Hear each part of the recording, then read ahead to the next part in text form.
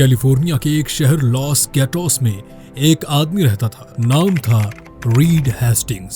Software engineer था, दिमाग तेज, लेकिन एक बात ने उसका दिमाग हिला दिया। उसने एक फिल्म किराए पर ली थी, अपोलो 13। जब उसने फिल्म वापस की तो उस पर $40 का लेट फाइन लगा। बस वहीं से उसके जहन में एक सोच ने जन्म लिया, क्यों ना ऐसी सर्विस हो जहां लोग बिना किसी लेट फी के फिल्म देख सकें। वो गया अपने दोस्त मार्क रैंडोल्फ के पास। दोनों ने मिलकर 1997 में एक छोटी सी कंपनी बनाई, नाम रखा नेटफ्लिक्स। शुरू में ये एक डीवीडी रेंटल सर्विस थी जो पोस्ट के जरिए घर तक डीवीडी भेजती थी। अब यहाँ एक ट्विस्ट आता है। उस वक्त डीवीडी रेंटल का बादशाह था ब्लॉकबस्टर। हेस्टिंग्स ने उनको ऑफर दी, हमारी कंपनी $50 मिलियन में ले लो। ब्लॉकबस्टर वालों ने हंस के कहा, ये क्या मजाक है, डीवीडी पोस्ट से भेजना ये कोई काम है भला। और इस तरीके से नेटफ्लिक्स वो दावत रिजेक्ट होने के बाद वापस चला आया। लेकिन अब उसका जज्बा डबल हो गया। फिर आया 2007। नेटफ्लिक्स ने एक नया काम किया जिसने दुनिया का तरीका ही बदल दिया, ऑनलाइन स्ट्रीमिंग। अब ना डीवीडी चाहिए, ना पोस्ट ऑफिस की लाइन, सिर्फ इंटरनेट और स्क्रीन। धीरे धीरे नेटफ्लिक्स ने सिर्फ दूसरी कंपनीज की फिल्में दिखाना बंद किया और अपनी खुद की फिल्में और सीरीज बनाना शुरू की, जैसे house of cards, stranger things, money heist और द क्राउन। लेकिन सवाल यह है, नेटफ्लिक्स कमाता कैसे है? मंथली फीस लेकर, जिसे हम सब्सक्रिप्शन कहते हैं। हर यूजर कुछ पैसे देता है और उस पैसे से नेटफ्लिक्स नए शोज बनाता है, एक्टर्स को देता है और प्रॉफिट कमाता है। 190 से ज्यादा मुल्कों में और 24 करोड़ से ज्यादा यूजर्स हर महीने नेटफ्लिक्स देखते हैं। हॉलीवुड और बॉलीवुड से नेटफ्लिक्स फिल्में बाय करता है लाइसेंस के जरिए। कुछ राइट्स टेम्पररी होते हैं, कुछ परमानेंटली।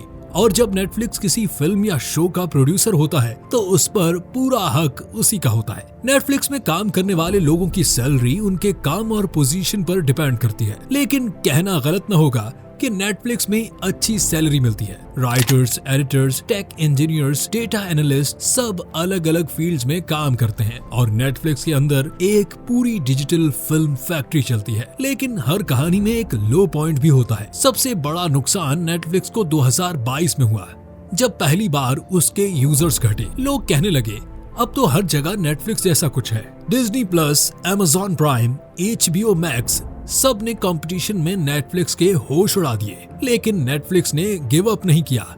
उन्होंने एड्स वाले प्लान्स इंट्रोड्यूस किए, पासवर्ड शेयरिंग बंद की और फिर से अपने पैर जमाए। और हाँ, अगर आप सोच रहे हैं कि इसका हेड ऑफिस कहाँ है, तो जवाब है loss Gatos, California, USA।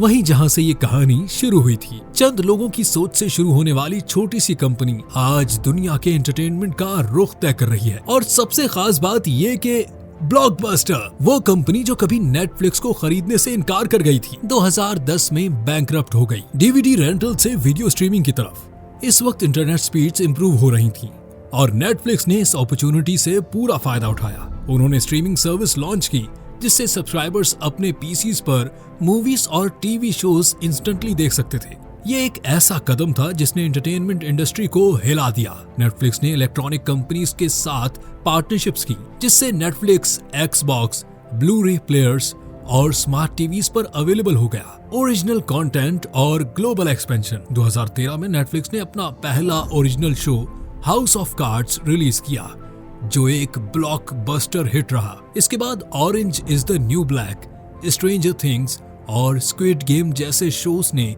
Netflix को कंटेंट क्रिएटर के तौर पर स्टैब्लिश किया। 2016 तक नेटफ्लिक्स 190 कंट्रीज में अवेलेबल था और आज उसके 301.6 मिलियन सब्सक्राइबर्स हैं। नेटफ्लिक्स ने लोकल कंटेंट भी प्रोड्यूस किए। नेटफ्लिक्स के इनोवेशंस सिर्फ कंटेंट तक नहीं रुकते, उन्होंने कुछ ग्राउंड ब्रेकिंग टेक्नोलॉजीज भी इंट्रोड्यूस की।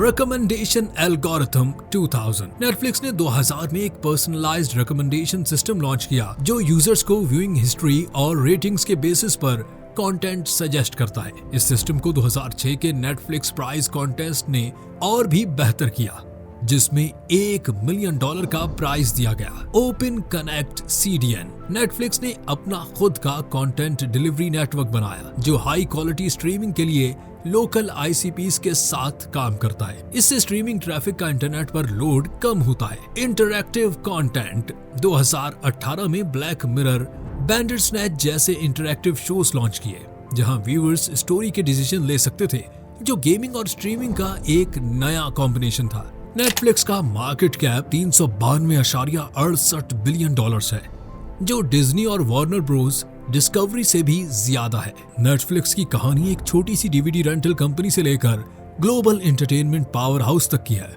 इसने subscriptions model, streaming technology, original content और एआई ड्रिवन पर्सनलाइजेशन जैसी इनोवेशंस के साथ इंडस्ट्री को रीडिफाइन किया। आगे जाके नेटफ्लिक्स गेमिंग और वर्चुअल रियलिटी में भी एक्सपेंड कर रहा है और शायद और नए तरीके से हमें एंटरटेन करेगा। तो ये थी नेटफ्लिक्स की दास्तान। आपका फेवरेट नेटफ्लिक्स शो कौन सा है? कमेंट में बताएं। और अगर हमारी ये वीडियो आपको पसंद आई है तो शेयर करना ना भूलें। शुक्रिया। जाते जाते बेल आइकन को जरूर दबाइएगा ताकि हमारी आने वाली वीडियोस का नोटिफिकेशन आपको हर वक्त मिलता रहे।